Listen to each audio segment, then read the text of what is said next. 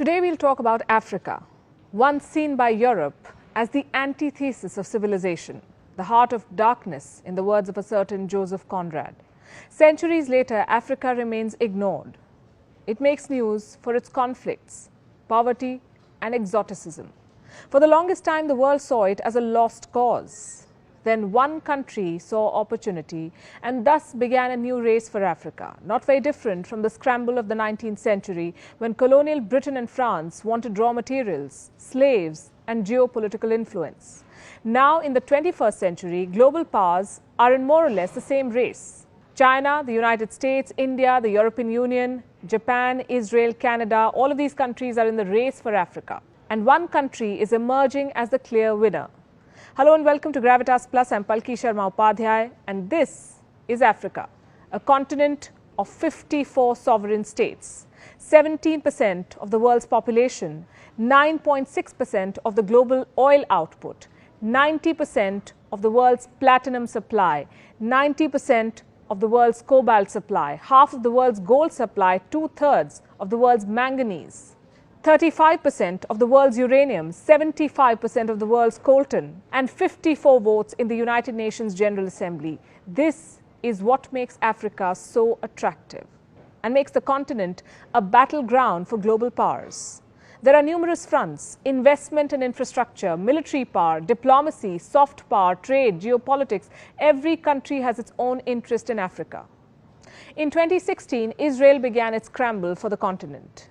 Benjamin Netanyahu became the first Israeli Prime Minister to visit Africa in 50 years. What did he want? Votes in favor of Israel and against Palestine in the United Nations resolutions. Africa and Israel share similar histories, he said. Israel went on to sponsor solar, water and agricultural technologies. In the same year, 2016, Senegal co-sponsored a UN resolution. It condemned the construction of illegal Jewish settlements in the West Bank. What did Israel do? It cancelled the Mashav drip irrigation project. And this is just one example. Here's another one. The European Union has pledged more than $54 billion in sustainable investment for Africa. What does the EU want? Access to the African market of 1.3 billion people. Brussels has negotiated free trade agreements with at least 40 African countries. But does this ensure a balanced two-way trade? It doesn't. And no country has a bigger interest in Africa than China. China is funding 1 in 5 infrastructure projects in Africa. It is building every third one. Africa has an infrastructure deficit and China has a signed checkbook. Starting 2005, China has invested at least $2 trillion in Africa. It built 6,200 kilometers of railways, including the continent's longest railway line connecting Ethiopia and Djibouti. Beijing has also built the African Union headquarters in Addis Ababa. What does China get in return? A lot. Geopolitical influence to start with. Beijing is selling its culture, its currency. In Guinea-Bissau, exit signs are written in Mandarin.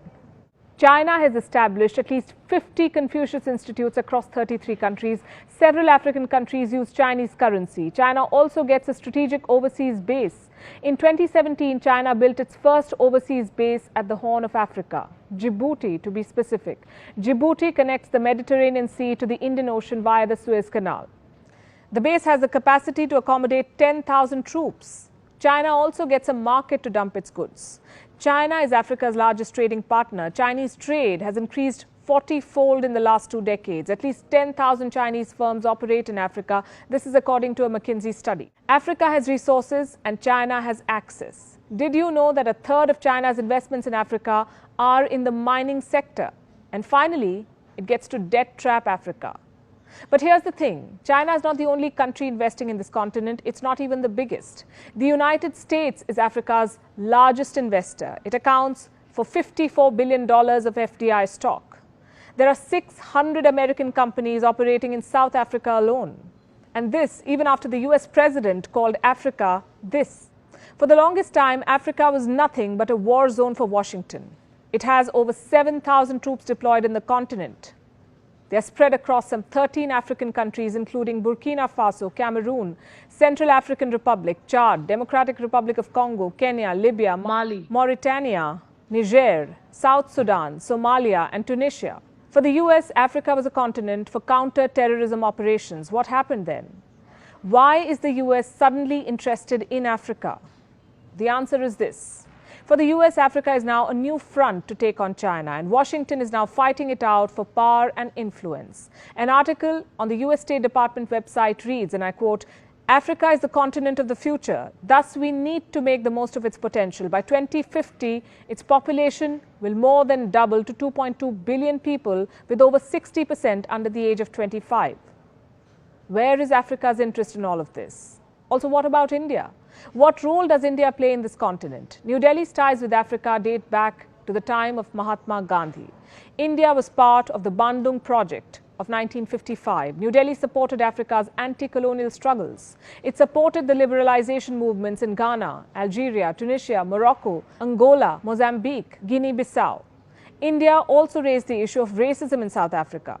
It will be unfair to say, though, that India's newfound interest in Africa has nothing to do with China. In 2018, Indian Prime Minister Narendra Modi toured key African states just ahead of Chinese President Xi Jinping's visit. In 2018, India decided to open 18 new embassies in Africa. India has defense partnerships with Zambia, Nigeria, Ghana, Ethiopia, Botswana, Uganda, Mozambique, and Namibia. New Delhi is currently training African military. Indian company Airtel is a dominant telecom firm in Africa. New Delhi is offering 50,000 scholarships to African students. Despite everything, India is far behind China in the race for Africa. China's Belt and Road Initiative has sealed its hold on Africa. If in the 1900s Africa was colonized with force, in 2020 it is being trapped by loans. China accounts for 14% of sub-Saharan debt. In Kenya, the volume of Chinese loans is 6 times that of France, which is the country's second largest creditor. And Sri Lanka can tell you what happens when Chinese loans are not repaid. China is looking to capture Africa. It has a strong diaspora, it is spending big money, it is selling its movies, culture and currency. China extracts raw materials, it manufactures products with them and sells them back to this continent. Does this remind you of something? What did the British do in India? In the 19th century, the rivalry between Britain and France fueled Africa's colonization. In the 21st century, the trade war between the United States and China is hastening the same.